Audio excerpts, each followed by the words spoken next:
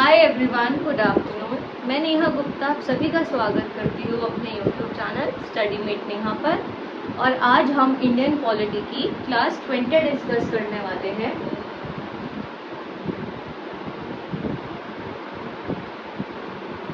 तो दोस्तों, क्लास शुरू करने से पहले first of all I would like to apologize from all of you, क्योंकि कल मैं अपने कुछ पर्सनल रीजंस की वजह से क्लास नहीं अपलोड कर पाई थी, नहीं बना पाई थी। तो आई अपोलोजाइज फॉर दैट थिंग। और जो आज की क्लास 20 है, इसमें हम ये डिस्कस करेंगे कि वो ऐसे कौन से 5 तरीके हैं जिनकी मदद से कोई भी एक इंसान है वो सिटीजनशिप ऑफ इंडिया को एक्वायर कर सकता है। पिछली 2 क्लासेस में हमने आर्टिकल 5 to 11 को डिस्कस करा कि what are the various provisions mentioned in those 5 to 11 articles regarding citizenship. इन 2 क्लासेस से पहले हमने क्लास में डिस्कस करा था एक introduction for the topic citizenship. अब जो वाली क्लास है इसमें हम देखेंगे कि what are the ways for the acquisition of Indian citizenship. Broadly there are 5 ways to acquire Indian citizenship. तो इसमें से सबसे पहला है सिटीजनशिप बाय बर्थ, दूसरा है सिटीजनशिप बाय डिसेंट, तीसरा है citizenship by registration, fourth one is citizenship by naturalisation and the fifth one is, ये मैंने नीचे लिखा है क्योंकि मेरे पास बोर्ड पर जगह थोड़ी कम पड़ गई थी, citizenship by incorporation of territory. तो ये क्लास की एक्सप्लेनेशन शुरू करने से पहले मैं आपको ये बताना चाहती हूँ कि जो आज की क्लास 20 है इसमें हम 3 तरीकों को डिस्कस करेंगे, जो कि है citizenship by birth, citizenship by decent and citizenship by incorporation of territory. क्योंकि ये तीनों कंपैरेटिवली छोटे हैं एंड इजी भी है। एंड आपने मेरी क्लासेस की ड्यूरेशन देखी होगी, मैं कभी भी क्लास की ड्यूरेशन ज़्यादा नहीं बढ़ाती हूँ, क्योंकि जब लंबी लंबी क्लासेस मैं खुद ही नहीं अटेंड कर पाती थी तो मैं दूसरों से भी नहीं एक्सपेक्ट करती हूँ कि वो भी इतनी लंबी क्लासेस अटेंड करें। So it's okay to study small thing, मतलब थोड़ा थोड़ा पढ़ो बट वो दिमाग लगा कर पढ़ो। एंड जो ये बाकी के 2 बचेंगे, citizenship by registration and citizenship by naturalisation, ये कंपैरेटिवली थोड़े बड़े हैं एंड इनमें समझने के लिए भी कुछ ज़्यादा चीज़ें हैं। तो मैं या तो इन दोनों टॉपिक्स को एक ही क्लास में कवर करूँगी या फिर मैं इन दोनों के लिए अलग अलग भी वीडियो बना सकती हूँ। तो चलिए आज की क्लास में हम सबसे पहले डिस्कस करते हैं सिटीजनशिप बाय बर्थ। नाम से ही समझ आ रहा है सिटीजनशिप बाय बर्थ मतलब जो भी इंडियन टेरिटरी में पैदा हुआ है इंसान, that person is eligible to be considered as citizen of India. He or she can automatically be a citizen of India and acquire citizenship of India. तो जब हम citizenship by birth की बात करते हैं तो जो हम आगे समझेंगे वो किन बेसिस पर समझेंगे, इन 3 टाइमलाइन के बेसिस पर हम इसको समझने वाले हैं। इन 3 टाइम पीरियड्स के हिसाब से हम इसके एक्सप्लेनेशन को समझेंगे। तो जो सबसे पहला टाइम फ्रेम है वो है 26 जनवरी 1950 टू 1 जुलाई 1987। ठीक है, तो जो सबसे पहला पॉइंट है, जो सबसे पहला टाइम फ्रेम है वो ये कहता है कि कोई भी इंसान जो 26 जनवरी या 26 जनवरी के बाद पैदा हुआ है, और कौन सी डेट से पहले, 1 जुलाई 1987 से पहले, उस डेट के भी हम बात नहीं कर रहे हैं। जो भी इंसान 26 जनवरी को या उसके बाद पैदा हुआ है और कौन सी डेट से पहले, 1 जुलाई 1987 से पहले, वो सिटीजनशिप ऑफ इंडिया को एक्वायर करने लायक है। That person is fit to be a citizen of India. इसमें और कोई भी TMC terms and conditions applied नहीं है।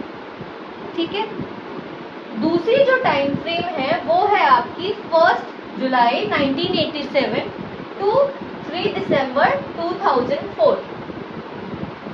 अब ये वाला टाइम फ्रेम क्या कहता है, इसमें क्या टर्म्स एंड कंडीशन आई कि जो भी इंसान 1 जुलाई 1987 की डेट पर या उसके बाद पैदा हुए हैं, और कौन सी डेट से पहले, 3 दिसंबर 2004, जो भी इस टाइम पीरियड के बीच में इंसान पैदा हुआ है वो सिटीजनशिप ऑफ इंडिया कैसे एक्वायर कर सकता है या फिर कैसे कंसिडर करा जा सकता है एज सिटीजन ऑफ इंडिया, उसके लिए क्या टीएनसी थी कि वो जो इंसान पैदा है उसके मम्मी पापा में से कोई भी एक either of his parents they should be citizen of India, जिसके साथ हमने ये टीएनसी देख ली।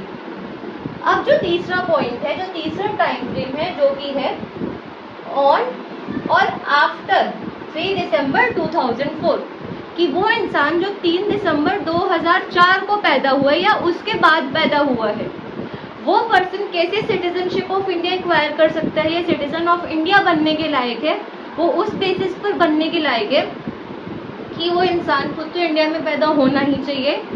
उसके बाद की और क्या टीएनसी है कि जो उसके दोनों मम्मी पापा है वो भी सिटीजन ऑफ इंडिया होने चाहिए। ठीक है, वो दोनों सिटीजन ऑफ इंडिया होने चाहिए।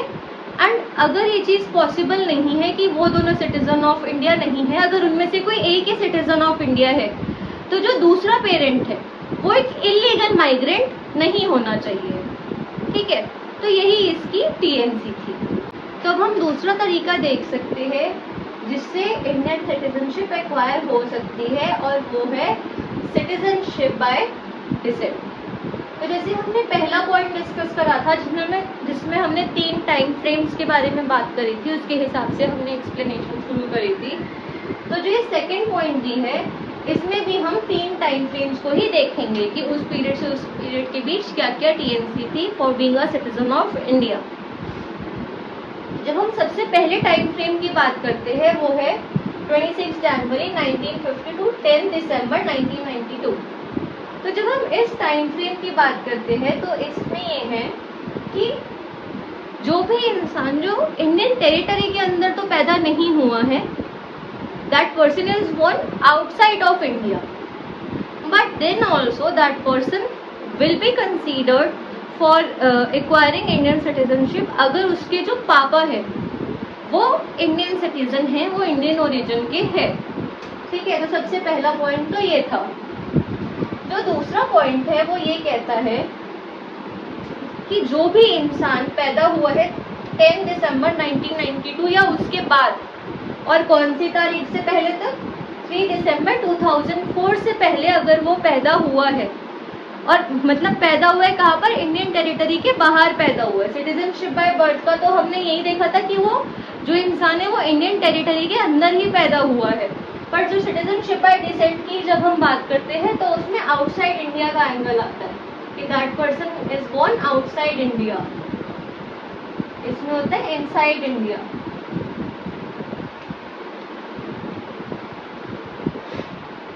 तो जो सेकंड पॉइंट है वो ये कहता है कि अगर कोई भी इंसान 10 दिसंबर 1992 को पैदा हुआ है या उसके बाद पैदा हुआ है और 3 दिसंबर 2004 से पैदा हुआ है, तो वो पर्सन भी एलिजिबल है टू एक्वायर इंडियन सिटीजनशिप, कि उसके दोनों पेरेंट्स में से कोई एक इंडियन सिटीजन होना चाहिए, इंडियन ओरिजिन का होना चाहिए। पहले क्या था, सिर्फ उसके फादर को ही कंसीडर करा जाता था कि वो इंडियन सिटीजन होना चाहिए। दूसरे पॉइंट में उन्होंने ये थोड़ी रिलैक्सेशन डाल दी कि पापा मम्मी में से कोई भी इंडियन सिटीजन होना इम्पोर्टेंट है। पर जो तीसरा है कि जो भी इंसान 3 दिसंबर 2004 को पैदा हुआ या उसके बाद पैदा हुआ है आउटसाइड इंडिया, पेरेंट्स का तो उन्होंने कंडीशन नहीं हटा दी कि वो भी इंडियन ओरिजिन के होने चाहिए, नहीं, मतलब ऑब्वियसली होने चाहिए, बट और किस चीज़ को इम्पोर्टेंस दे दी कि जो इंसान पैदा हुआ है तो जब जो उसका बर्थ है वो आपको कहाँ पर रजिस्टर कराना पड़ेगा, उस कंट्री में जो इंडियन कॉन्सुलेट है आपको वहाँ पर बर्थ को रजिस्टर कराना पड़ेगा, और कितने टाइम से पहले, कि 1 साल के अंदर अंदर ही वो चीज़ रजिस्टर होनी चाहिए। ठीक है, दूसरी कंडीशन उन्होंने क्या दी कि जो वो बच्चा है उसके पास किसी और कंट्री का पासपोर्ट नहीं होना चाहिए, उसके पेरेंट्स को डिक्लेयर करना पड़ेगा। दूसरी कंडीशन तो ये हो गई। और तीसरी कंडीशन क्या हो गई कि आपने इंडियन कॉन्सुलेट में रजिस्टर करा तो कुछ पर्टिकुलर टाइम फ्रेम के लिए ही परमिशन मिली होगी, एंड जब वो परमिशन खत्म हो जाती है, जब वो टाइम खत्म हो जाता है, तो आपको किससे फिर से परमिशन लेनी पड़ती है, सेंट्रल गवर्नमेंट से, to be declared as a citizen of India और to be declared as being fit to acquire Indian citizenship.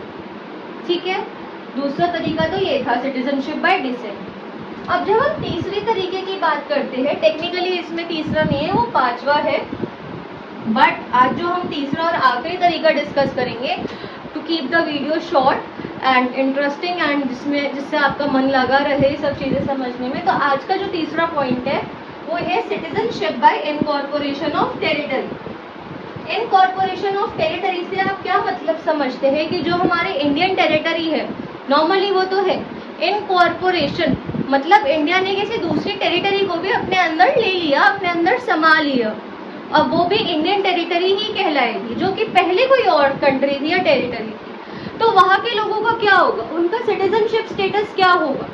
तो उनका सिटीजनशिप स्टेटस ये होगा, वो कैसे एक्वायर कर सकते हैं कि हाँ ठीक है, ये कंट्री अब इंडिया ने इनकॉर्पोरेट कर ली है, एक्वायर कर ली है, और अब जो इंडियन गवर्नमेंट है वो वहाँ के लोगों के लिए कुछ अपनी नोटिफिकेशन निकालेगी कि हाँ आप इस तरीके से अपनी इंडियन सिटीजनशिप को एक्वायर कर सकते हैं, क्योंकि अब वो पार्ट किसका बन गया, इंडियन टेरिटरी का ही तो बन गया ना। तो जो पहले की सिटीजनशिप थी वो तो नल एंड वॉइड, वो तो खत्म के बराबर और खत्म ही है, अब उसका तो कोई मतलब ही नहीं है, अस्तित्व ही नहीं है, जब वो कंट्री ही नहीं बची। तो अब अगर वो कंट्री इंडिया के अंडर आ गई है, उसका पार्ट बन गई है, तो जो वहाँ के लोग हैं वो क्या कहलाएंगे, वो इंडियन सिटीजन ही कहलाएंगे। And according to the time जो इंडियन गवर्नमेंट है वो उस चीज़ के लिए प्रॉपर नोटिफिकेशन निकालेगी कि आप इस तरीके से अब इंडियन सिटीजनशिप के लिए अप्लाई कर सकते हैं and you can be declared as Indian citizen. तो दोस्तों आज मैंने इन 3 पॉइंट्स को ही डिस्कस करा है, जिससे मतलब आपको सब कुछ ठीक से क्लियरली समझ आ जाए, थोड़ा थोड़ा सबके बारे में आपको समझ आ जाए। अब जो ये हमारे 2 पॉइंट्स बचे, citizenship by registration and citizenship by naturalisation, इनके बारे में हम अगली क्लासेस में डिस्कस करेंगे। एंड आई होप कि आपको ये सभी कुछ समझ आ रहा हो। And if you have any kind of query, any kind of suggestion, और if you want to communicate with me, ask anything, तो आप वो कमेंट सेक्शन के द्वारा कर सकते हैं, आप कमेंट्स लिख सकते हैं and I will try my best possible to reply all of them and I will indeed reply. And यही थी आज की वीडियो। अगर आपको वीडियो अच्छी लग रही हो, कंटेंट यूजफुल लग रहा हो, रेलिवेंट लग रहा हो, मेरा पढ़ाया हुआ आपको समझ आ रहा हो, तो आप वीडियो को लाइक और शेयर ज़रूर करें एंड चैनल को भी सब्सक्राइब करें। Thank you so much.